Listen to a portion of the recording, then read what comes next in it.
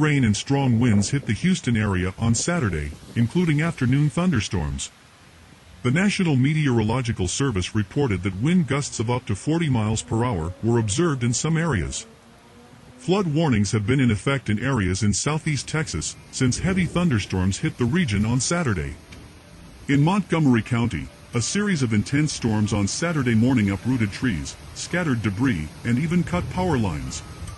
The National Weather Service later confirmed that a tornado hit the northeastern county. They said the tornado had been tentatively rated EF1 and had an approximate track length of 2 miles and a width of 100 yards. The Montgomery County Emergency Management Authority confirmed that a tornado warning was issued at around 10:30 a.m. Various teams worked around the clock to safely repair the damage. According to residents, everything happened in a matter of minutes.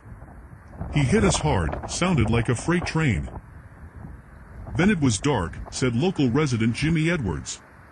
"When the windows and doors began to crack, I realized that we had problems. Fortunately, no one was injured and no major structural damage was reported. Cleaning and renovation is expected in the next few days."